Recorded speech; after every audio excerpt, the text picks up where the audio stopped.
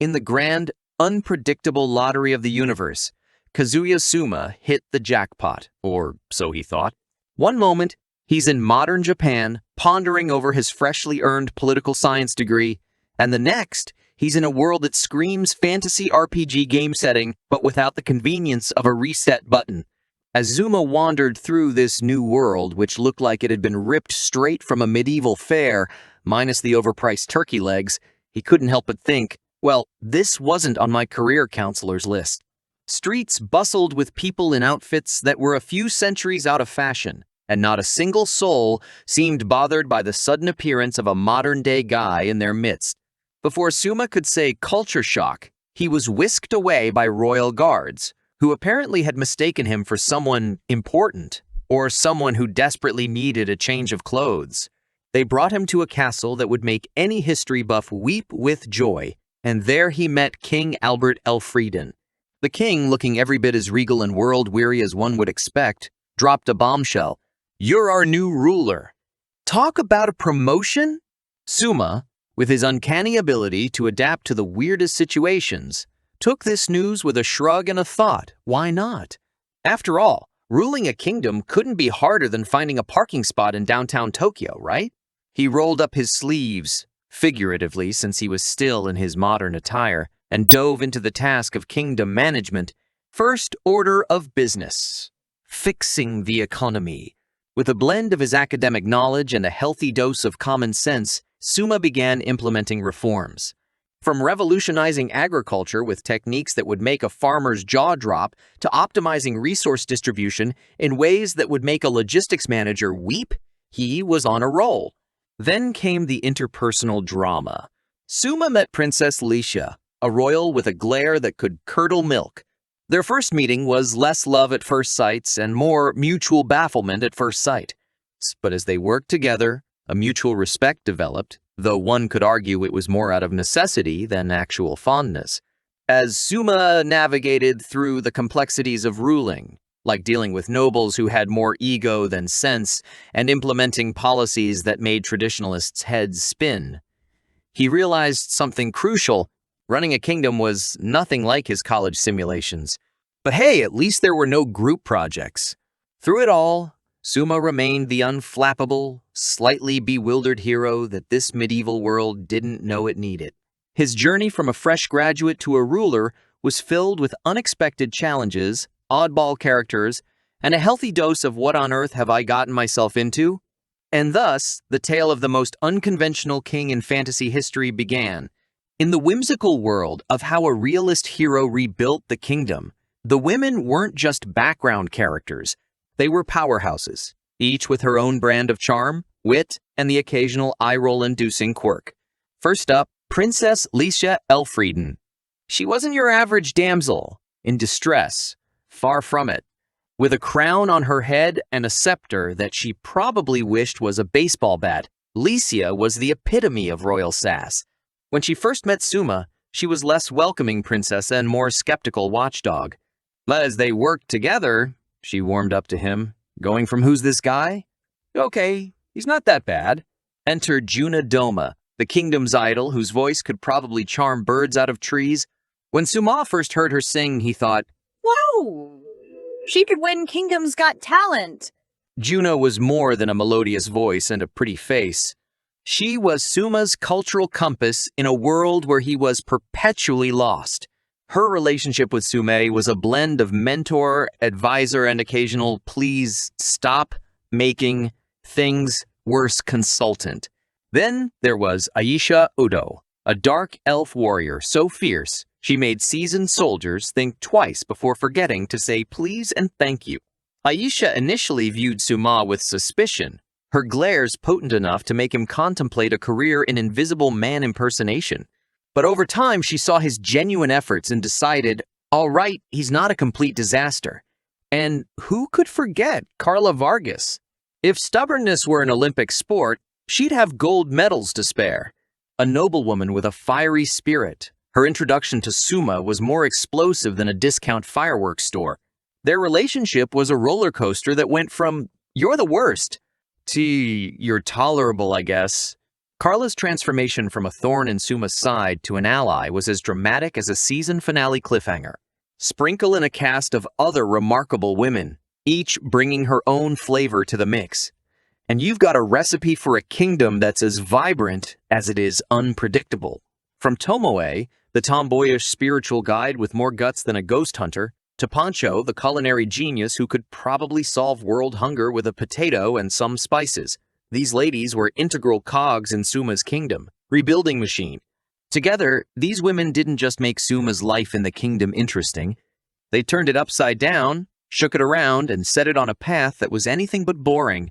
Whether it was through strategic alliances, heartfelt conversations, or the occasional let's not do that again moments, they played pivotal roles in both the kingdom's future and in keeping Suma's sanity relatively intact.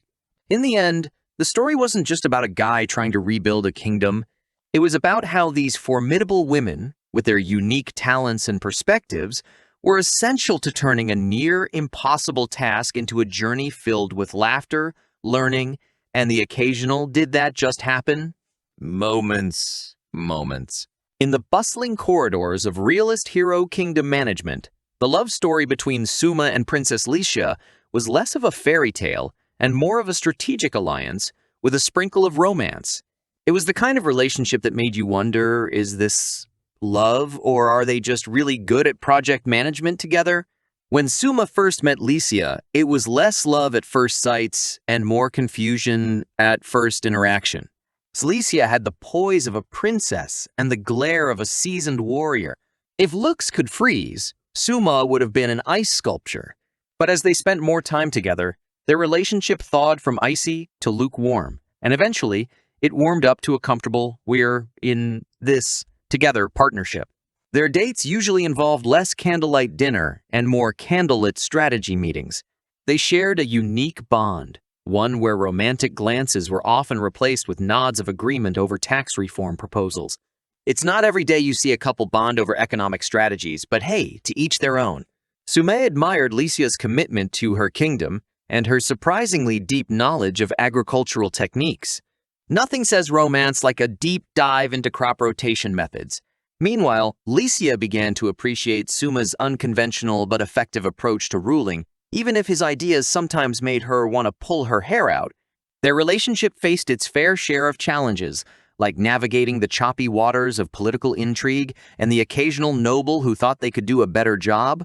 But together, they were like a well-oiled machine, or at least a machine that occasionally needed a little kick to keep going.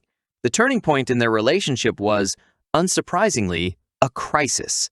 Nothing brings people closer together like a kingdom in peril. As they worked side by side, their respect and affection for each other grew. They became a power couple, not in the celebrity sense, but in the we might just save this kingdom sense. Their romance was unconventional, to say the least.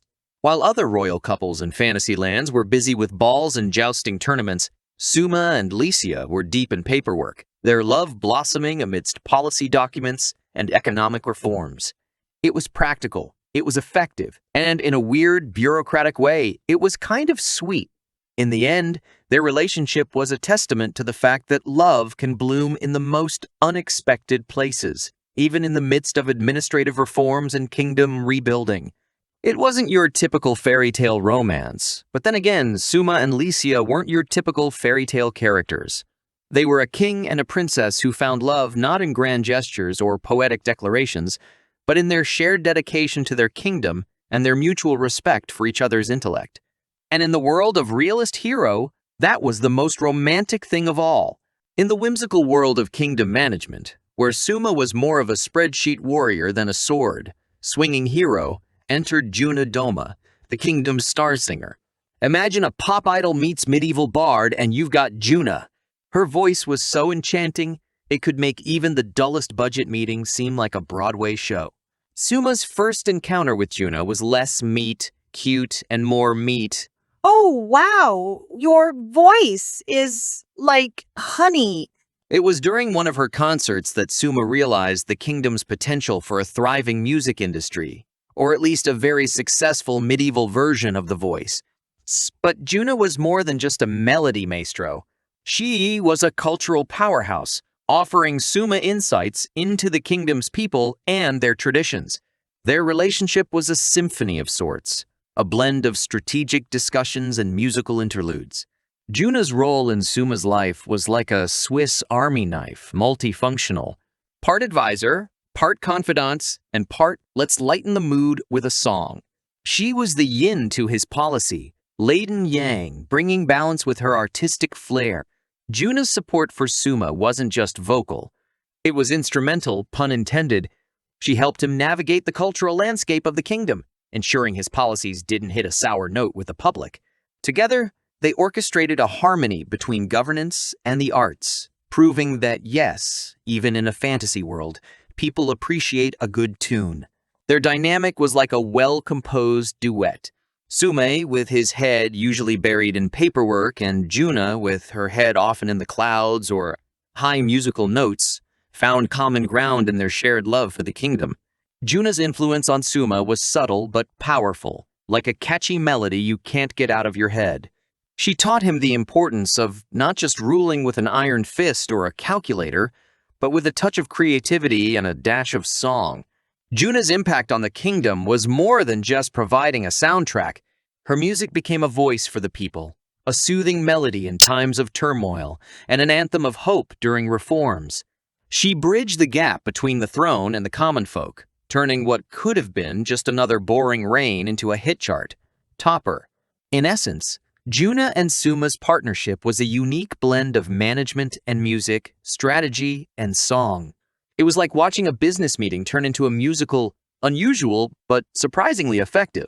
She brought a touch of whimsy to Zuma's world of charts and policies, and he brought a sense of structure to her world of melodies and harmonies.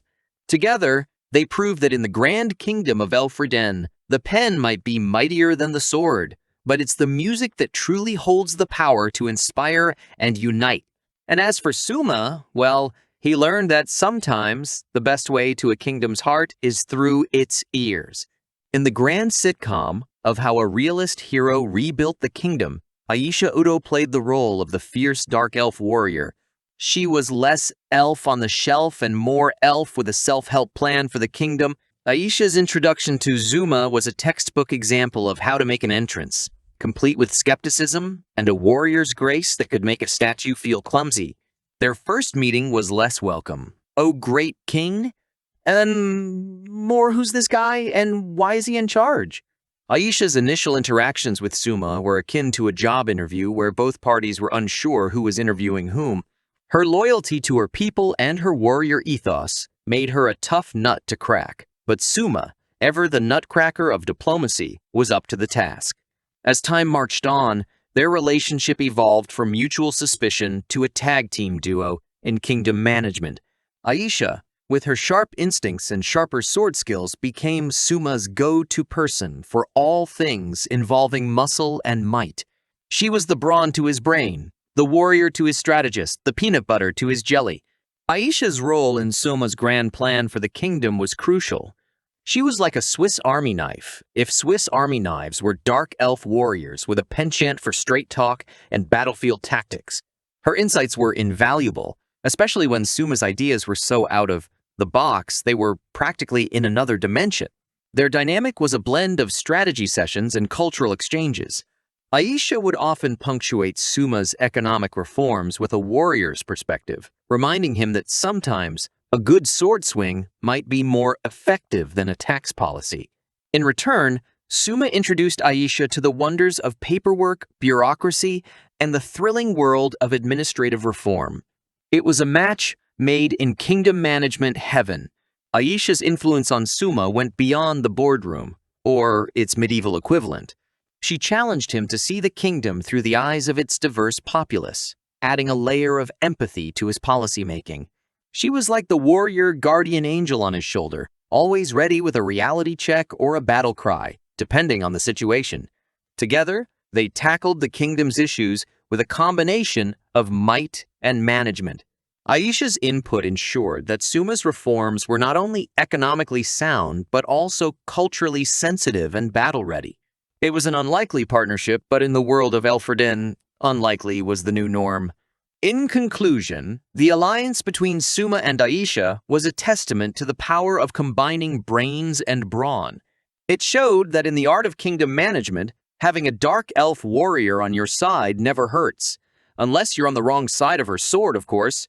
Their journey was a mix of policy discussions, cultural insights, and the occasional need to remind Suma that not all problems can be solved with a spreadsheet. It was an oddball partnership, but in the grand scheme of Elfreden, it was just another day at the royal office. In the grand dramedy that was Suma's rule, and how a realist hero rebuilt the kingdom, Carla Vargas stood out like a sore thumb, a very rebellious, noble sore thumb. Daughter of Duke Vargas, she was as fierce as she was fiery, and her introduction to Suma was anything but cordial. It was more like a cat meeting a new vacuum cleaner, with suspicion, intrigue, and a bit of hissing. Carla's initial interaction with Suma was a masterclass in skepticism. If doubts were currency, she would have been the kingdom's wealthiest noble. She regarded Suma's rise to power with the kind of enthusiasm one reserves for a root canal. Their early conversations were akin to a chess game, where Carla was ready to topple the king at any given move. But as in any good sitcom, the relationship between our headstrong noble and the pragmatic king evolved from "I'd rather joust with a dragon" to "fine, you're not totally terrible at this."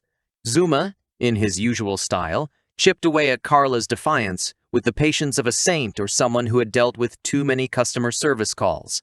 Their dynamic became one of the show's most intriguing plotlines. It was like watching a political dance, off with each trying to outmaneuver the other, yet slowly developing a grudging respect. Carla, with her unwavering loyalty to tradition, posed a challenge to Suma's modern methods. Yet, in a twist that would make a telenovela proud, she gradually began to see the merits in Suma's crazy, yet effective ideas. The turning point in their relationship was like a season finale cliffhanger. Through a mix of diplomacy, strategic concessions, and probably a bit of magic, the political kind, not the wand-waving sort, Suma managed to convert Carla from a fierce opponent to a somewhat less fierce ally. It was a transition from "I oppose everything you stand for" to "I suppose you're not entirely wrong." Carla's influence on the story and Suma's policies was significant. She was the voice of the old guard, the traditionalist's perspective in a rapidly changing kingdom. She kept Suma grounded, ensuring that his reforms didn't completely trample over the kingdom's traditions and history. Think of her as the necessary speed bump on Suma's highway of progress. In essence, the unlikely alliance between Carla and Suma added a layer of complexity to the story. It was a narrative arc filled with tension, banter, and the occasional moment of mutual facepalming. Carla's transformation from antagonist to ally was a journey of compromise, understanding, and the realization that sometimes the new guy on the throne might actually have a point. In summary, Carla and Suma's relationship was a blend of traditional versus modern, stubbornness versus innovation, and a dash of mutual exasperation. It was a testament to the fact that in the world of Elfreden, even the most unlikely of duos could come together for the greater good, or at least for the good of not driving each other completely insane. And so, we reach the end of season one of How a Realist Hero Rebuilt the Kingdom, which could also be titled How Suma Got a Kingdom and a Slightly Less Than Ideal Headache. It's been a roller coaster, not the scream-inducing kind, more like a roller coaster of paperwork, politics, and the occasional unexpected friendship. Let's recap the saga. Suma, our hero, goes from zero to hero in a world that's a few dragons short of a Game of Thrones episode. He's a king now, but the kind who prefers a pen to a sword and a budget report to a battle cry. He met the princess, the singer, the warrior, and the noble, each chapter like a new episode in a sitcom about running a kingdom where the coffee machine is always broken. Our characters? Oh, they've grown. Suma went from "what am I doing here?"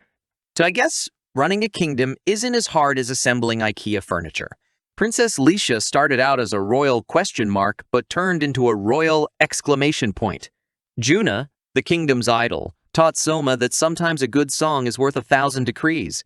Aisha, the fierce elf, went from wanting to, maybe, possibly, accidentally shoot Suma with an arrow to being one of his staunchest allies. And Carla? She went from, I'd rather dance with a goblin to fine, I'll dance at your ball, but I won't enjoy it. The season had its share of twists. Economic upheavals, food revolutions. Who knew you could do so much with a potato? And the occasional cultural misunderstanding that made Zuma wish for a universal translator. The kingdom went from a fixer-upper to a less leaky boat, all thanks to our hero and his band of merry women. Now, for the deep stuff. The series wasn't just about balancing the books or making sure the army has cool uniforms. It was about understanding, adapting, and occasionally Googling how to run a medieval kingdom. It was about finding common ground, whether with a princess, a singer, a warrior, or a noble. A lesson in diplomacy and maybe, just maybe, a lesson in friendship. And what of the future? Well, there's potential for more. More reforms, more songs, more glares from Aisha, and more of Carla pretending she doesn't actually enjoy being part of the team. Maybe Suma will invent medieval internet, or maybe he'll just settle for a kingdom where the biggest problem is deciding what to have for lunch. In conclusion, how a realist hero rebuilt the kingdom wasn't just a story about rebuilding a kingdom. It was about building relationships, understanding different perspectives, and maybe just a little bit about finding a place to belong. It was a comedy, a drama, and a masterclass in unconventional leadership. And as we close this chapter, we can't help but wonder, what's next for our hero and his eclectic crew? Only Season 2 will tell. If the kingdom doesn't fall apart by then,